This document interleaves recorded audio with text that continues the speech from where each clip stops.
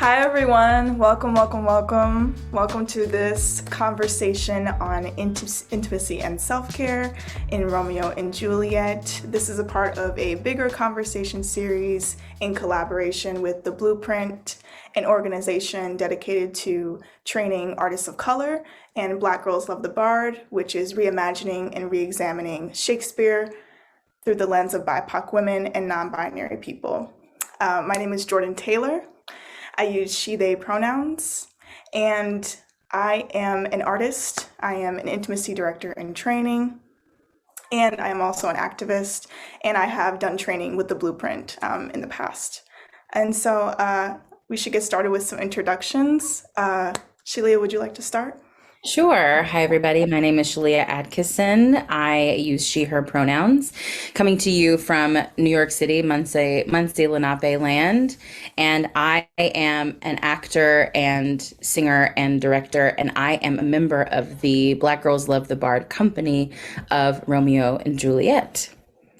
And I'll popcorn it to Adi. Hi there. My name's Adi. I use they, them pronouns. I'm zooming into you from the ancestral current and future lands of the Washoe, Shoshone, and Paiute peoples, colonially known as Reno, Nevada. I'm a professional dialect coach, intimacy director, actor, and professor of voice and movement at the University of Nevada in Reno. Rachel. My name is Rachel Finley. I use she, her pronouns. I'm currently traveling, and so I'm not sure who the ancestral land is that I'm currently on. I'm usually in Arizona, where I would be on the land of the Piposhino Odom people, and today I am on land that I don't know who it was originally belonged to, but I still appreciate those peoples. Awesome. I am also calling in from the unceded lands of the Kaskaskia, Erie, and Mississauga people, colonially known as Cleveland Heights, Ohio. Awesome. Well, let's jump right into it. I thought we could start with pretty broad question around intimacy, because intimacy is such a hot topic right now in the theater world. And so I thought I'd open up the conversation with, how do you define intimacy? Because there's a lot of ways we could look at intimacy, and I'd be curious to hear how you all, when intimacy comes up, what comes up for you? Who gets to go first on this one? Not me.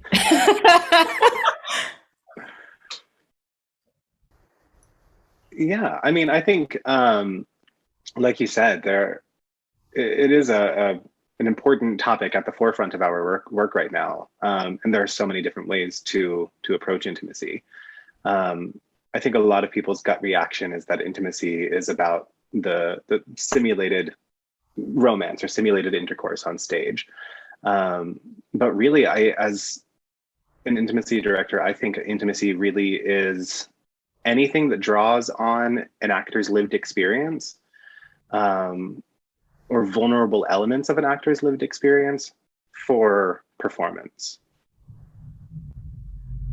Yeah, I think for me, I typically would define intimacy as anything that involves a level of touch or a level of exposure that an actor normally, that person normally would not engage in public, right? And with the person that they're engaging in it with, or with the people that they're engaging in it with. So if, for example, if you're someone who normally covers your hair, and in a moment in the scene your hair is going to be uncovered, for you that is a moment of intimacy, and that is something that you would need the proper care and support for. I agree with both of those definitions. And when I was thinking about this question, for me, what came to mind is just anything that requires the crossing of boundaries, or even the discussion of boundaries, or the thought about boundaries. And that is honestly something that I'm still trying to figure out for myself in the realm of what intimacy direction is, what it is on stage and in film, and even in a Zoom space. It never even occurred to me that intimacy was something that would be necessary to talk about on Zoom because it's just the internet, you know what I mean? So yeah, I'm still formulating my official definition on that, but definitely places where boundaries are going to be encountered and potentially crossed. Definitely. Yeah, I would be really curious to hear about sort of the framework that was put in place for Romeo and Juliet as far as the intimacy and care coordination. I don't know if you'd like to speak on that a bit, Rachel, or your experience in it, Shaleah, as well. Yeah, so one of the good fortunes that we have with Romeo and Juliet is that this is a company of actors that at this point, this is their third show together. So I was able to do a lot of establishment of care in our prior two productions, introducing a practice for closure, introducing just elements of self-care that are useful for the actor after and before performances that involve things that are difficult, which every play has something in it that is difficult, right? Especially we know the plays that we're doing with Black Girls Love the Bard. So I was able to have time to have sessions with the actors that were all around that self-care and those closure procedures. And then as far as working on the intimate scenes within Romeo and Juliet, that included working on things like, levels of dress that were going to be seen during the performance, ways in which people will be in contact with themselves. Being visibly in contact with yourself is different than being in contact with yourself with no one watching. So that is something that we were working on and looking at. And then how to, at the same time, tell this story of these two people, having these incredibly strong passions for each other in a way that really tells the story within the bounds of what is comfortable and workable for the actors over this Zoom platform. So there were a few levels of concerns and things to work through. And really it was just all about consent first, always. And then how do you tell that story within what's been consented to?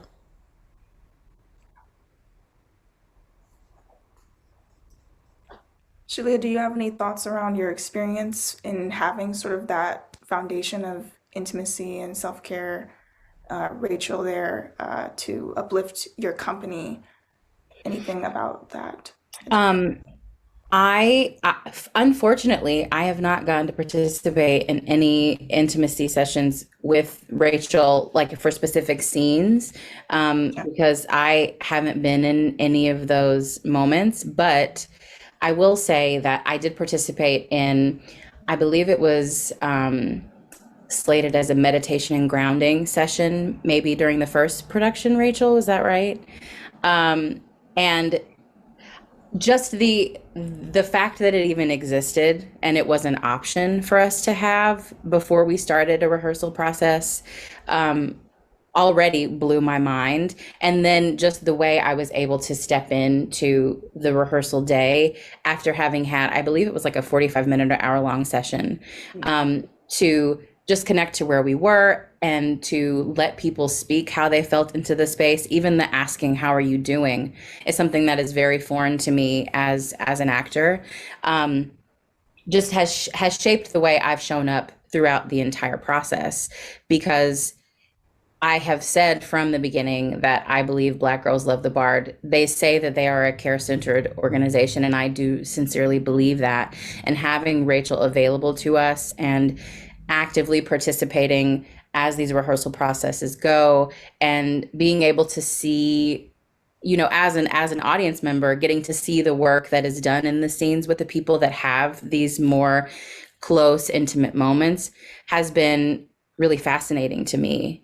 And so I just think it's just so valuable that we are having conversations around this and involving people who are professionals in this world to help us navigate, I think, behaviors that for me were just assumed you were supposed to be able to just jump in and do. whether that was kissing or touching or being partially nude or any of that. My assumption in the industry was that you just figured it out. It was just part of the deal. And if you wanted to get work, you had to just be okay with whatever. And so I'm learning a lot. And just even being, kind of on the periphery of it, being able to have access to it has really made a huge impact on how I know I'll show up in rehearsal as an actor and as a director as well. Definitely. Yeah, I really resonate with what you're saying because it's so new. These elements, even though they're not new, intimacy and self-care has been around, but it's now being centered. And I'd be curious to hear about community care and its role in intimacy and self-care. Because often when we think of self-care, we think of, oh, I need to do what I need to do for myself. Intimacy is between these, but other people are witnessing these things, as you were saying, Shaleah. And what does community care look like, even virtually, but also as we move back in person more and more? It can be as simple as what is our ritual of coming together and what is our ritual of leaving. That is a form of community care because it separates this from the life outside. And that separation is very important for the mental health, I think, of all parties involved. If your character's world is bleeding over into your world, it can be very difficult. And being that this is Zoom and most people are Zooming in from their own homes, they don't have that thing of going to a different space even to separate. So being within your space and having this ritual of this is the beginning of this thing and this is the end of this thing. And I think that's something that actors can use even outside of a rehearsal process, because even if you're rehearsing in person, you're memorizing your lines oftentimes at home, right? And figuring out and trying things on your own at home. Do you have a process of how you begin, a ritual of how you begin, and a ritual of how you end, so that is separate from your own personal life and not bleeding over one into the other? I think those are things that we sometimes don't think about.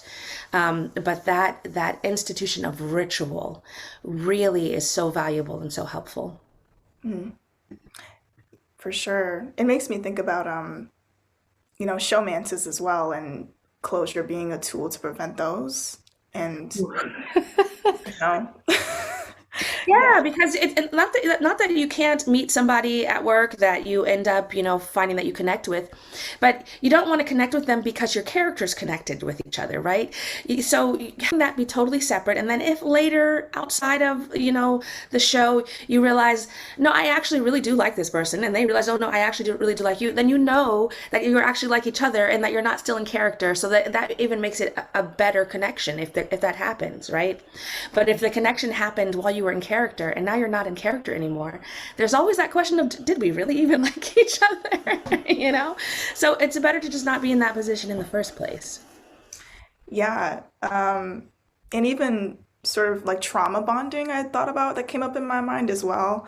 I I feel like sort of even in training programs, there's this idea of you need to lean into this trauma. This is going to help inform this intimacy. This is going to help inform this scene, and self-care is usually just not even a part of the conversation a lot of the time. And so I don't know if was there an element of trauma-informed care that you found in this work without even realizing it, or was it sort of intentional of this is how I approach this work through a trauma-informed lens? Well, I mean, I'll just jump in that one of the things that I always emphasize is that you are allowed privacy within yourself, meaning that the character's experience can be whatever the character's experience is, and I can do all of the things that a person who's experiencing those things would do without going through the emotional experience of what it would be like to actually experience those things. And for the audience, it is no different, right? And so I am allowed to take care of myself inside of myself while still telling the story of someone who is going through something horrible. And I think that is something that a lot of the sort of what I would call now old school acting training it was new at the time when it was introduced, right? It was like the modern acting thing that you were real and you were, well, I can look all of that real. I can tell that story very real. And on the inside, I can still be healthy and I can still be allowed to be happy and still be allowed to be a person who is living a beautiful, enriched life. I can be, you know, I can be shedding tears and screaming in pain and all of that. And at the inside, I can be like, wow, I'm in such a great show. Like, that's allowed. That is allowed. I do not have to be miserable, you know, to tell the story. And I think that that's something that's important for us to remember, like that the audience, the experience I'm having on the inside, I'm allowed for it to be whatever I choose for it to be.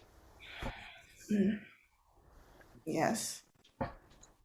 But it can be true without it being real, right?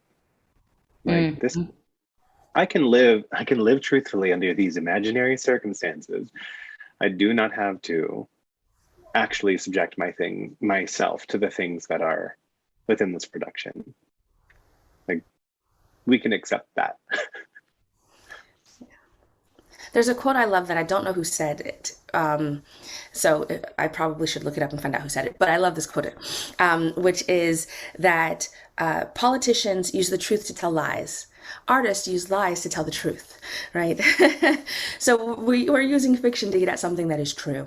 And I think that I can get at something that is true in this outward story that I'm telling and still live my own truth inside.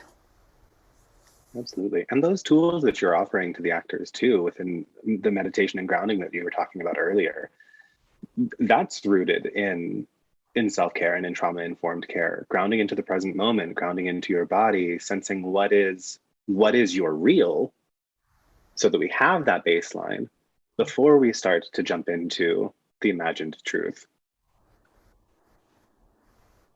So valuable. Yeah. I had heard this quote that was really radical to me. Consent is the opposite of colonization. I'd heard that in a decolonization workshop, and I hadn't thought of it in that sense. But when I think about artists of color, bodies of color being cared for and having their boundaries present,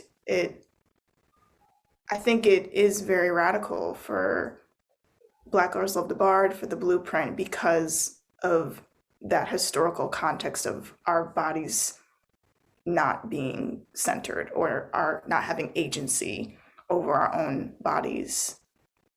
And I'd be curious to hear you all's thoughts around sort of that unique experience of intimacy and self-care when bodies of color are involved, and any differences or things that you noticed from a liberation standpoint or just a standpoint of agency.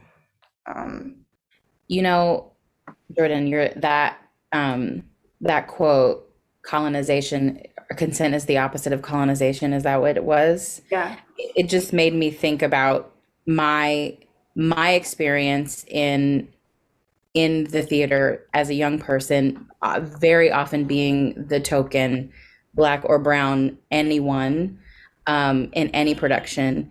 And something that people used to think was really fun to do backstage was to run by and slap me on my butt, because Shaleah has a big butt and isn't it fun? And I didn't like it, but it was one of those things where it was just like, well, you know. And just thinking about, I think, Adi, you made a comment when we were organizing this about talking to your students maybe about their boundaries right out the gate, like what is definitely a no-go and what is absolutely fine. And thinking about if, 11th grade me had been given the option to even think about that, the frustration and I guess trauma that I experienced from that thing happening over and over as a joke to everyone else could have been avoided. And there was no other Black girl around for me to be like, is this happening to you too? It was me by myself thinking that this is just how it works. This is just how the theater is. And So I don't know that I answered the question you initially posed, but just reflecting on that, colonization is the opposite of consent. What would have happened if I had had the agency to say that, that's a boundary, don't do that. I never had the ability to do that at the time. And I think that gets at something about the dynamics of power structures, right? And where I feel there is some difference for people of color versus people that are not people of color is in that power dynamic that often exists. If I, as a person of color, am in a space that is predominantly white, there is a power structure in place that I am outside of. And it can be more difficult to feel that my voice will be heard. There's that fear of sounding like the angry Black woman that creeps into the room, that if I'm in a space where everyone is a person of color, I don't have that same fear of being perceived as the angry Black woman, because there's a bunch of Black women here. So, they're not going to think of me that way. But in a space where I'm a minority, I do have that fear. And so I think that's one of those things that that does creep in, that specifically affects people of color where intimacy is concerned. Will my no be perceived as, me somehow being something related to a stereotype of people of my ethnicity, as opposed to being perceived as my own personal boundary, because we are so often lumped into groups as people of color, and there isn't, in certain spaces, there isn't that freedom of individual that exists for our white counterparts. Absolutely. I think too, there's an assumption or expectation around faculty with language in BIPOC bodies that we are going to need more help. We're going to need more hand-holding in order to access Shakespeare's words. But like, BIPOC artists are masters of code switching. Like, we move in and out of colloquial into formal like magic. And when you really look at, when we tackle Shakespeare's text, it is a code switch. It's not a different language. Like, these are words that we all have. They're in our bodies already as English-speaking people. And so I think, like, in training artists, one of the things that I like to do as a teacher when I'm doing the Shakespeare class is really uplifting that superpower in our BIPOC students. That it is, no, you know how to do this. You're a bilingual student. You know how to endow words with meaning. That's what you're doing with Shakespeare. Mm-hmm. You're using a different code to endow this text with your meaning.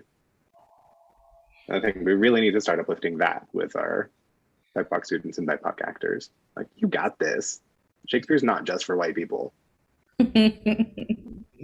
Yeah, I mean, I love that the way that you say that, because it's so true. Code switching for people of color has been a matter of survival. Mm-hmm. You cannot, historically, things are adjusting, right? But you could not get certain jobs unless you can code switch. And those certain jobs are the ones that pay the best, that will actually allow you to support your family, right? You couldn't advance, you couldn't, in some cases, even just get your basic needs met unless you can code switch. And that means being able to code switch to speak in those predominantly white spaces, but also being able to code switch to speak in the spaces where it's predominantly people of color. If you have just one or the other, you are missing an element of what it takes as a person of color often to survive. And so you have that, you're outside of both spaces if you can't code switch.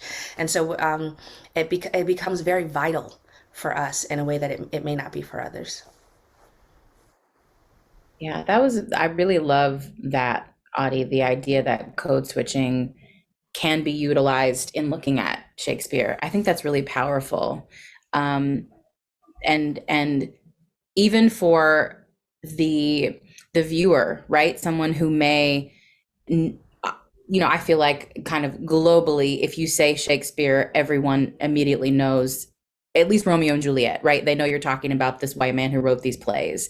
And there are already decisions being made about whether or not that is my world.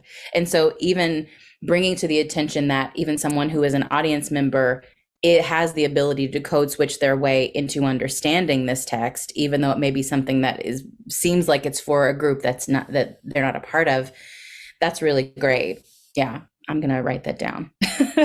No, same, because I think the approach is assimilation versus invitation. Like in trainings and in being in those predominantly white spaces, I feel like the coaching is I'm trying to get you to assimilate to what I, through my white gaze, feel you should be as this character, versus an invitation to bring in all of one's identity, cultural identity, etc., to the roles. So yes, yes, yeah.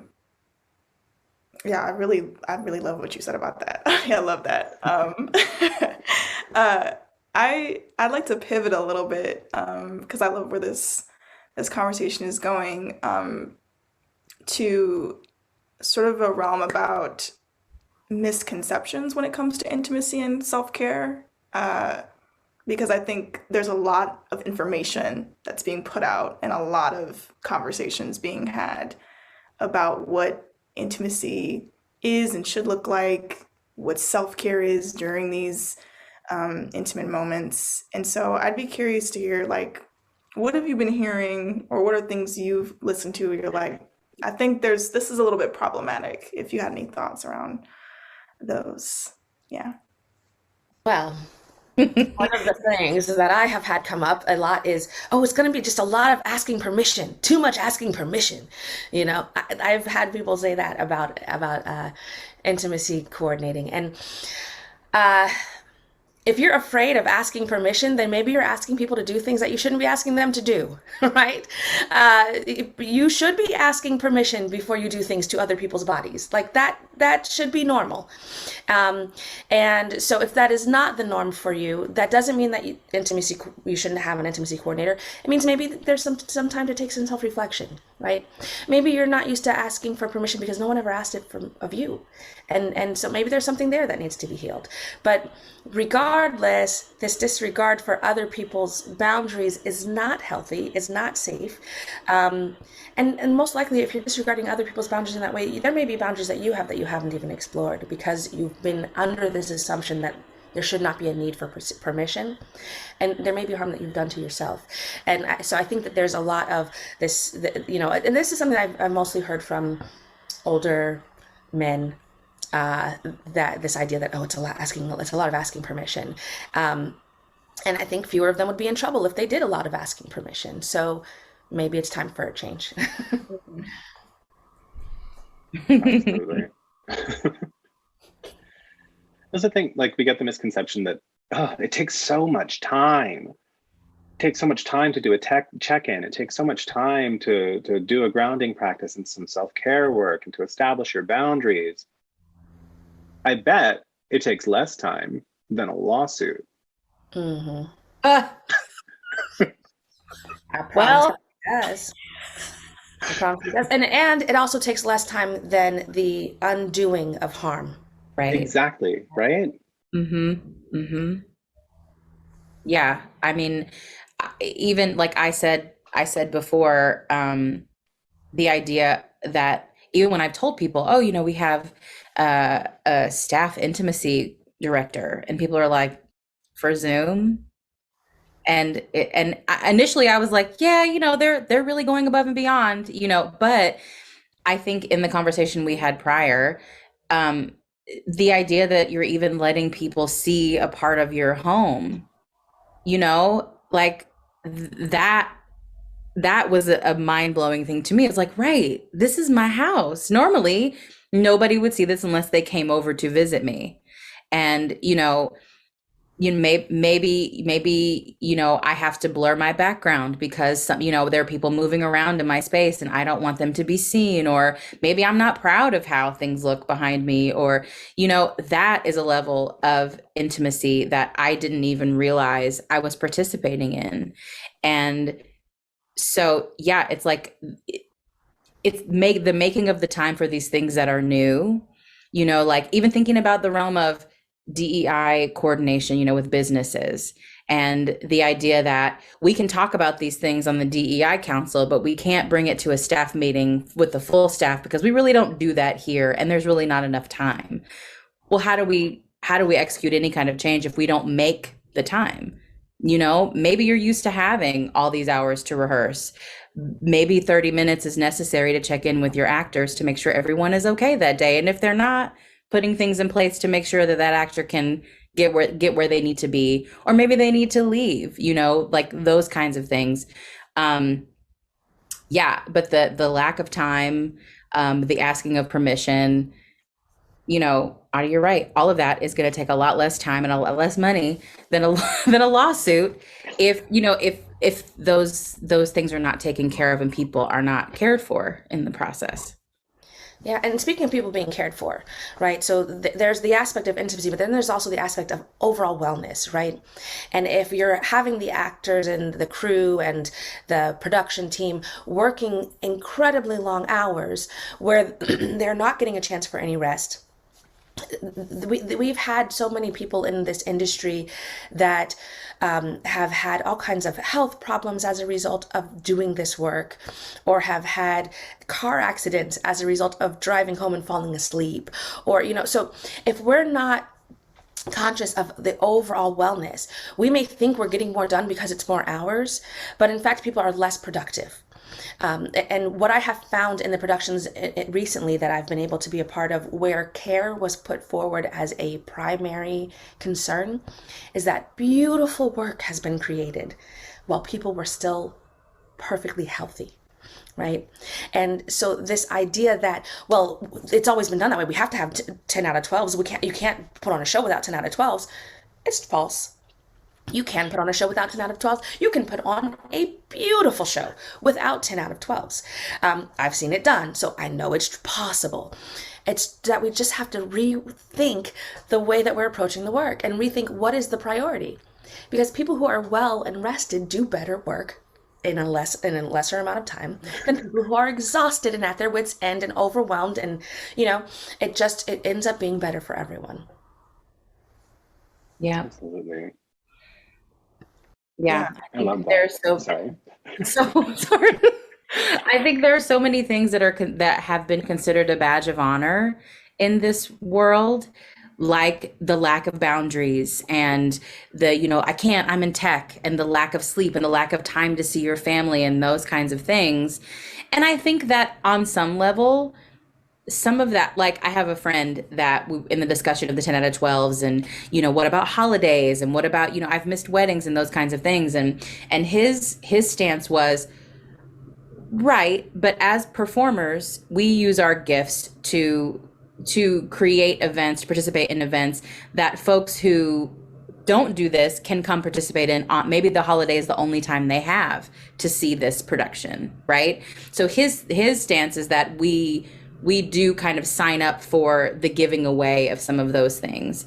But on the whole, it's just the idea that your life is not your own, and you just have to go with whatever flow is happening, whether that's your time, whether that's your body, and I've just been unlearning a lot of those things for myself. Especially I'm, stepping into directing more now too. How do I help my artists navigate those spaces in better ways than I had, and have more tools than I had to keep them safe, to keep them healthy, and be able to produce their best work for whatever we're trying to create together.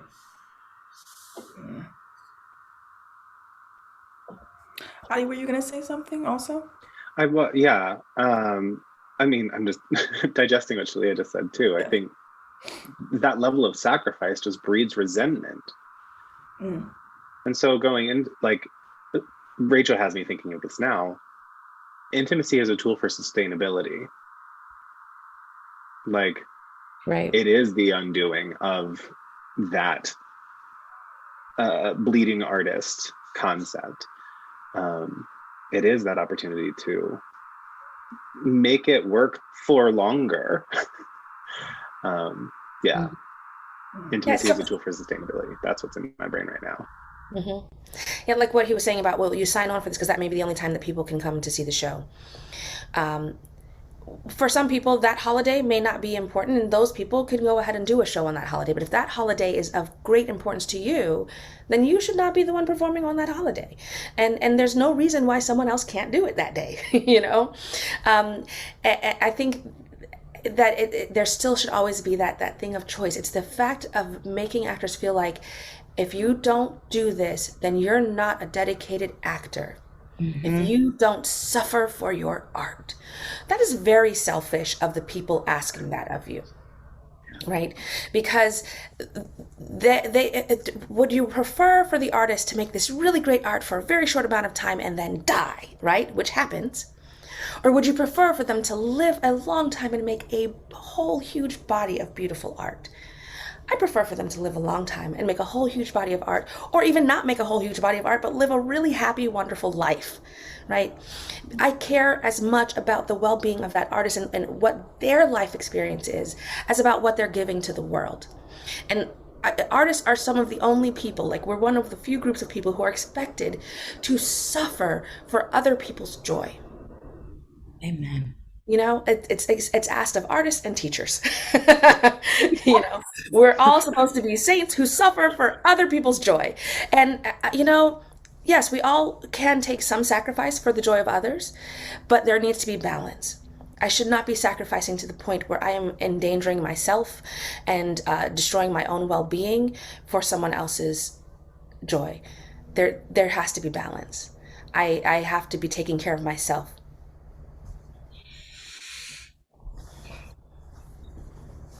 A word. You just got hit in the chest. Yeah.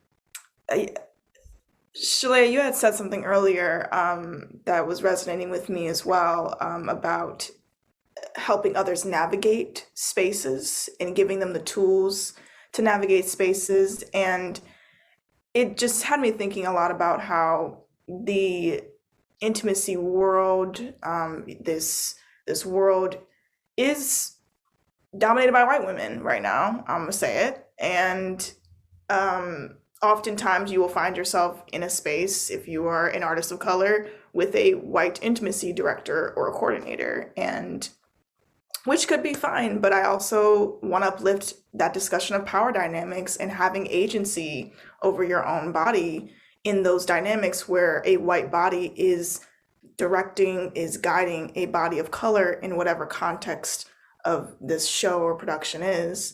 And so I wonder if you all had any offerings around young artists navigating those spaces when it comes to those power dynamics with intimacy and standing up for their own care.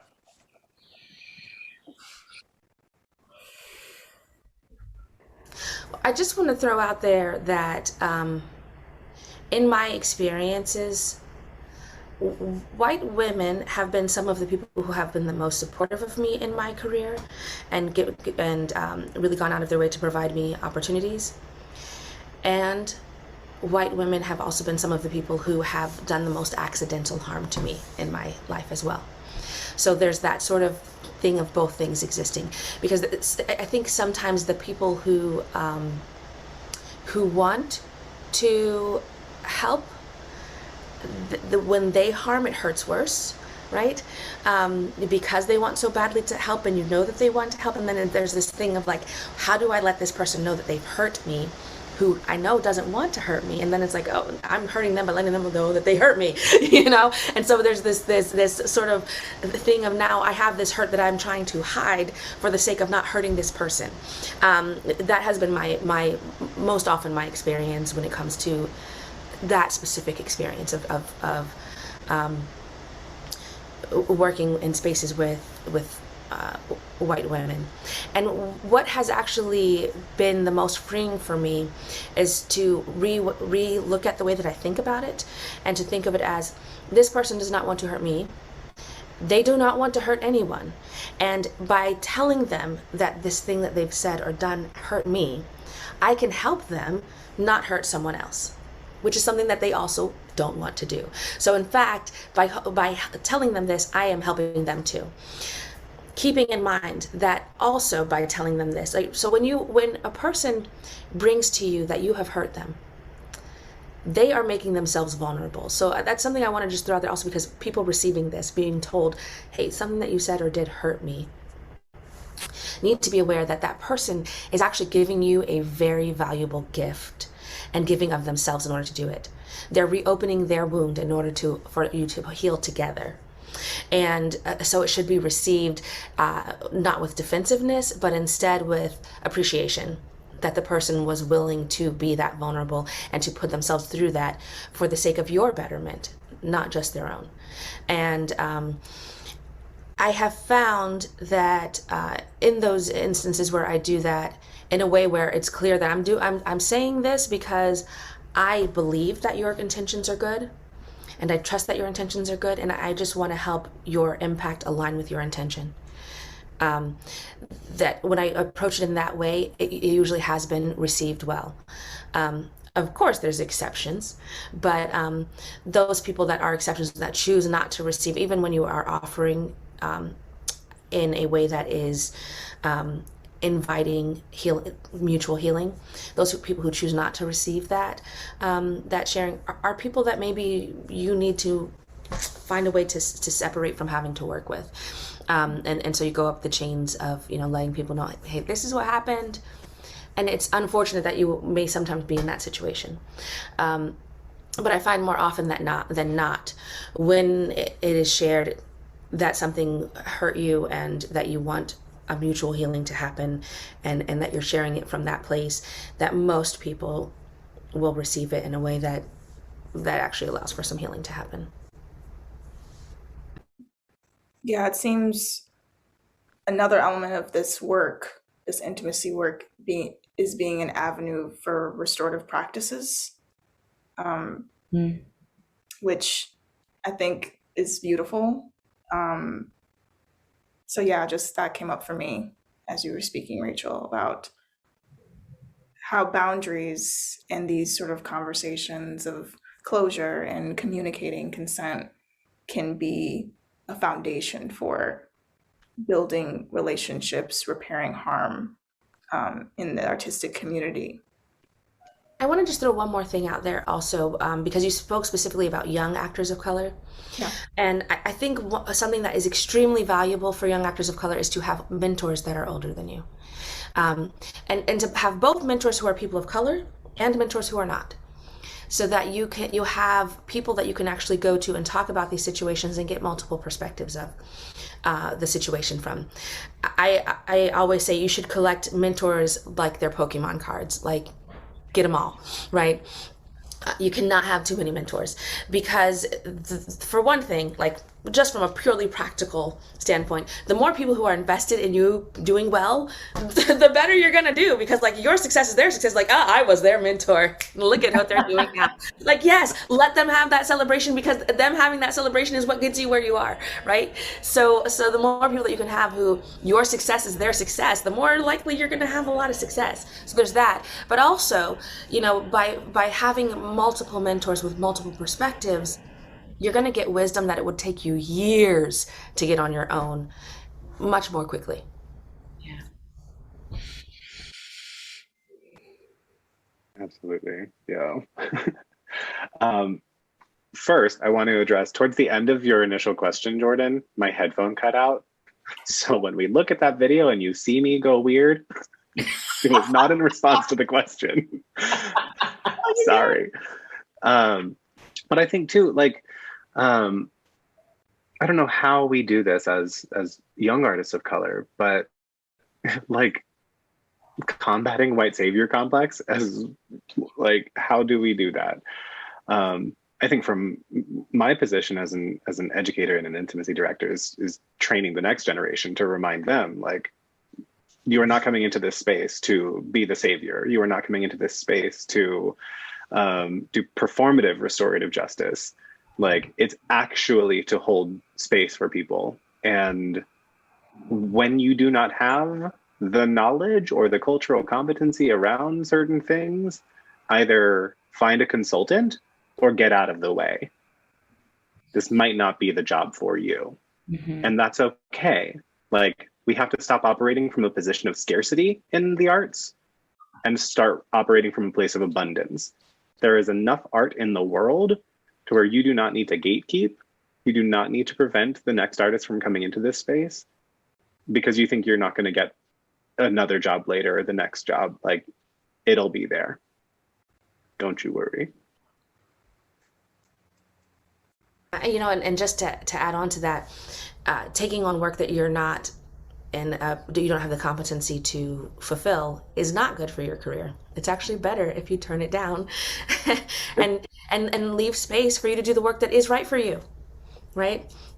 If I'm doing work that is wrong for me, I don't have time to take on the work that actually is right for me. So I think that's also something to keep in mind, is that in saying no to that job that crosses your boundaries, or that job that requires competencies that you don't have, or the cultural context that you don't have, you're allowing space to say yes to the job that doesn't cross your boundaries, that to say yes to the job that you do have the cultural context for and the competencies for.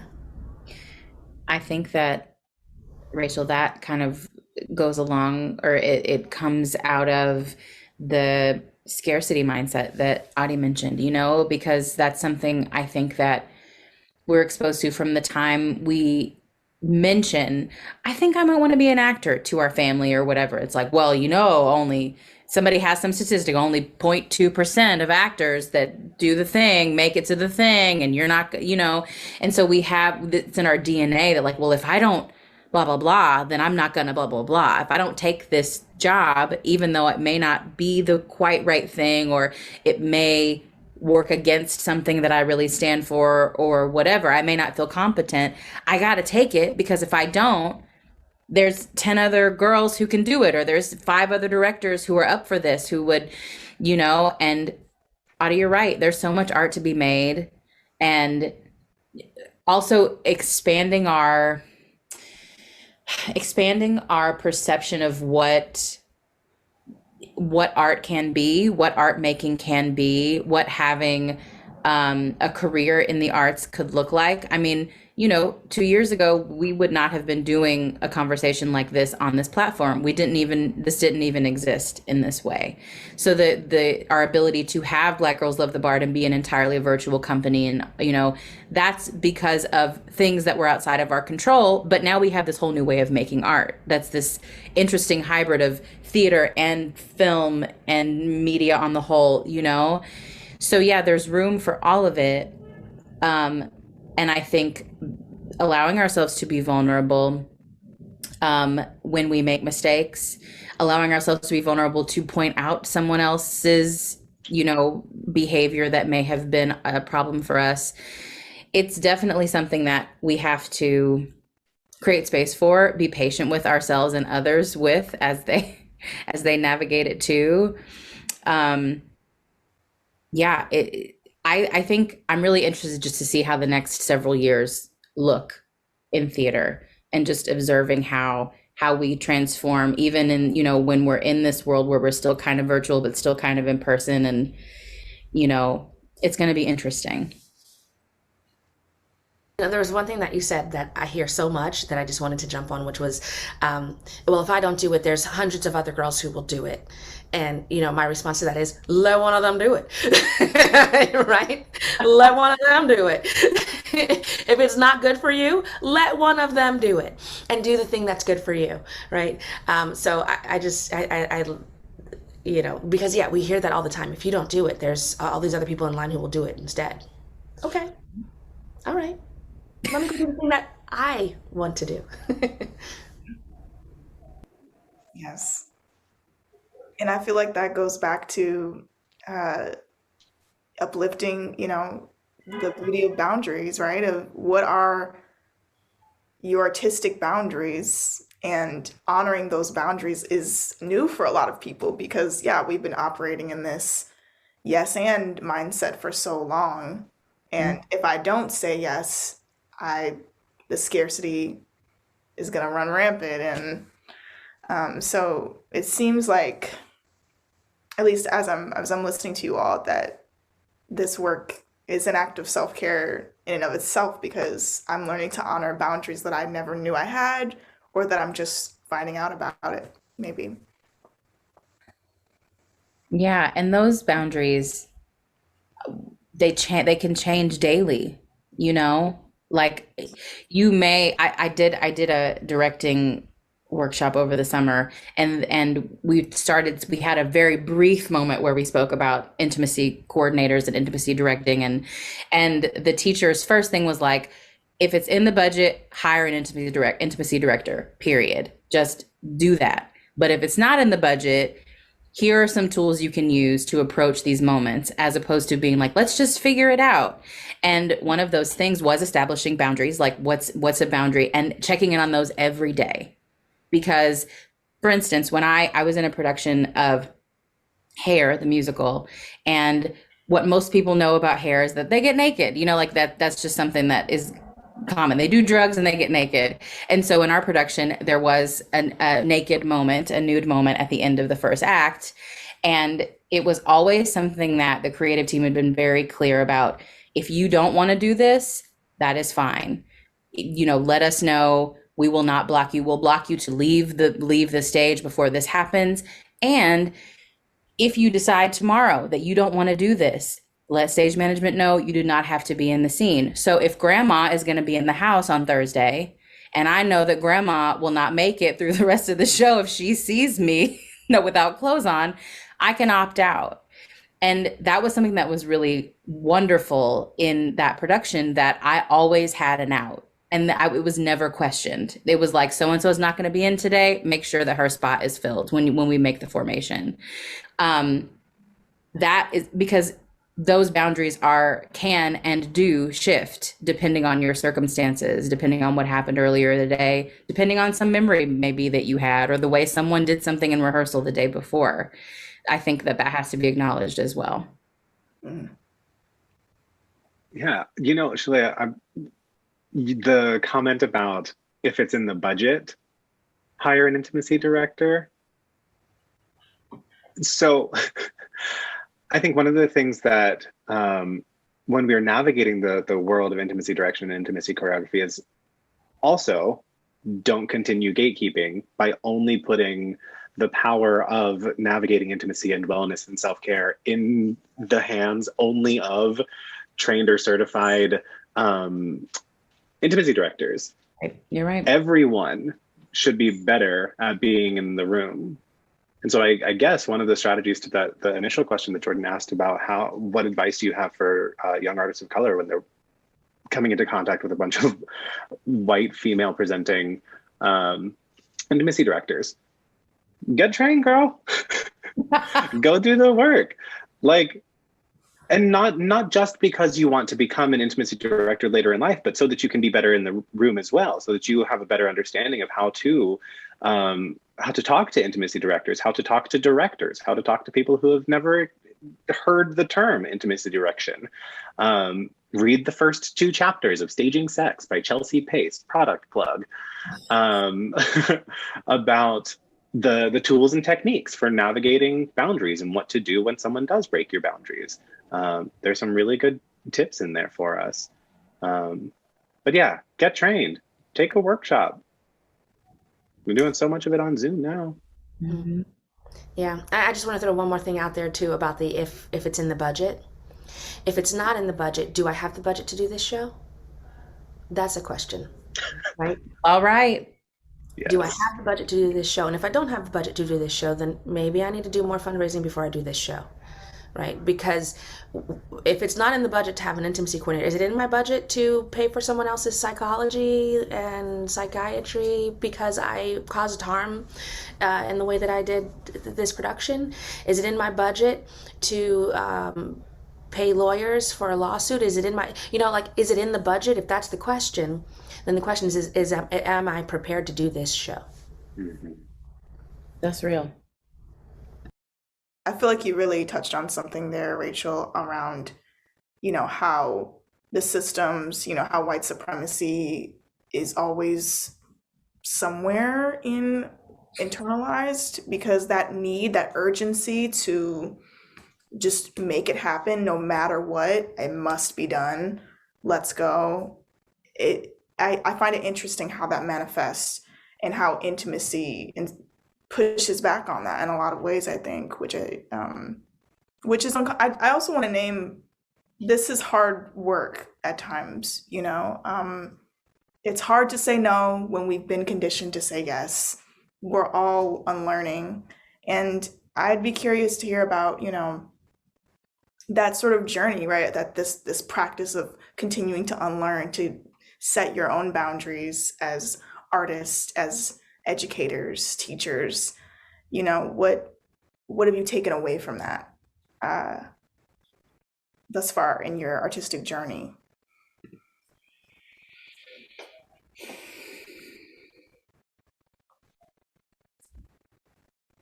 I think it's something that I'm personally am also still learning, right? Because I do so much teaching other people that it's okay to say no. And then I overbook myself and I work myself into an early grave. So I am working on that. I am saying no more often than I used to. And I think that the other thing I'm doing is giving myself grace, because at first, for a while there, I was beating myself up like, why don't you say no more? How horrible. And in a way, that was actually worse. Now I'm not saying no to anyone else, but I'm saying no to me, right? And I'm beating myself up, for having said yes. And so, giving myself grace when I am not living 100% up to what my expectations of me are, or 100% up to what I am sharing as like kind of the ideal way to be healthy. So I give myself some grace around that, so that I can actually go through that process. Because if I'm so busy being upset about not having done it right, then I'm probably never going to do it right, because I'm so busy being upset that I'm not realizing that, I did it again, but instead taking the time to be conscious, right? Like stop squeezing into the I'm not doing it right, release, so that I can feel, where is my true yes and where is my true no, right? And allow myself to just be present with, okay, this is the request of me. How do I feel about that request? How does my life align with that request or not align with that request? And moving from that place is something that I am continually working on. I come from South Florida, but the big thing there is if someone says no, it's usually, yeah, no. It's never just no. It's always, yeah, no. Right? So there is sort of that contradiction that is built into my vernacular, and so learning how do I untwist that and just enjoy. No tastes good in my mouth. It's like chocolate on top of your mouth, and then it's good. No, right? And just learning how to enjoy that, I think is a process I'm working on. Yeah, I think I'm feeling the same one, Rachel. I think one of the elements of white supremacy culture that is definitely still permeating for me is the value of quantity over quality, especially when you are early in the intimacy direction world, or early in your career as an actor. That sense that I need more shows, I need more credits, I need a lot, so that I can prove my worth through the amount of things that I have done, rather than focusing on the quality of the things that I have done. Mm-hmm. It's rough. I'll also speak from my eye, like rough from a position in academia where like you are expected to be doing this much, that your research and creative activity needs to take on this quantity in order to be evaluated, in order to make it through the promotion and tenure process. Like there's that external pressure in systems that are definitely rife with white supremacy, that are also asking me to focus more on quantity than quality. And I can use that, find that chocolate no in my mouth so that I can let go of that quantity and really focus on the quality. Yeah, that I like the chocolate no. I'm going to be using that from now on. Thank you, Rachel. And I will echo what both of you have said. The being okay with saying no to something that I either don't want to do or don't have the capacity. I have a propensity to book myself, if there's a hole in my calendar and you ask for that amount of time, I'm going to say yes to you.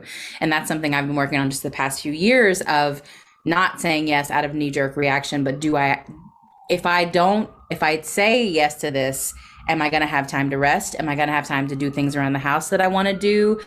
Who's going to suffer if I say yes? Who's going to suffer if I say no? Another thing for me, in this realm of intimacy, self-care, is the idea of vulnerability. Apologies for the siren that's happening outside of my door right now. But as I said, I've been directing more and stepping into being a director instead of being an actor and just being told what to do and being the person who is in charge has brought up a lot of anxiety for me and of feeling like I need to have all of the answers. And I've fortunately had a couple of mentors over the past few years who have said, it's okay if you don't have all of the answers. The director just needs to be the person who creates the space where all those answers can be found in over the course of the process. And so being able to be transparent about that and to be able to, even not in a directorial position, just in general, if I don't have the answer to the thing, or I am not 100% prepared to step into the thing, I can say that. I'm allowed to say that. I don't have to fake my way through and pretend to be something I'm not or have answers I don't have to save face. I think that's been something that, as far as self-care is concerned, has really helped immensely. Is the idea that I can be vulnerable and say, if I need help, if I don't have all the answers, that's okay. Everyone's going to make it, even if I admit that. Well, we are nearing the end of our time, y'all. I just want to say thank you so much for sharing space with me today. Thank you for all of your offerings. This has been medicine for me too, and I hope that it's been a form of medicine for you as well. I would like to uplift the fact that there is going to be another convo curated for Romeo and Juliet of exploring dichotomies in Shakespeare.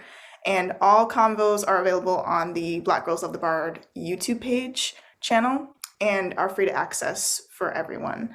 And before we close, I would love to give you all the chance to say any upcoming projects that you're having or that you'd love to share before we close out.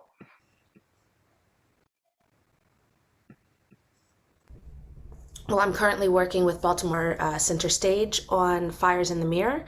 So, and the actor that is doing that, there's two actors doing it that will be at two separate locations. They are doing some amazing work. I am their accent coach for that production, and they're doing some amazing work. So I would encourage you to go out and see that. Yes. Yes. Also accent coaching. A Christmas Carol at the Repertory Theater of St. Louis. Don't scoff at this Christmas Carol, y'all, because Hannah Sharif directing this as an intersection of culture with Afrofuturism at the forefront of the design process is bomb. Like, it is so cool. Definitely taken like the stage play of A Christmas Carol, treating it like a musical. Getting a lot of awesome movement. It's not just Cockney and RP. We have MLE, we got Jamaican, we have some Mexican accents in there, like everything. Because, London is also a place that has people of different cultures.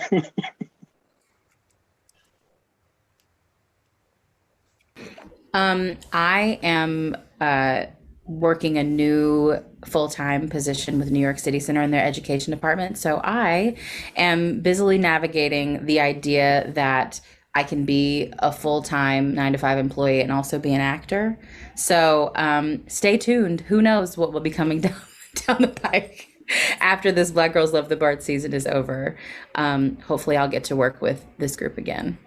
Yes. There's one more thing I forgot to throw out, which is that I am also the curriculum coordinator for the Blueprint. And in the coming year, we have a series of workshops planned. So please do stay tuned to what is happening with the Blueprint. We have some really cool things that we're working on. Awesome. Well, thank you all so much. I appreciate your time. And yeah, everyone be well. Take care. Thank you, Jordan. Thank you.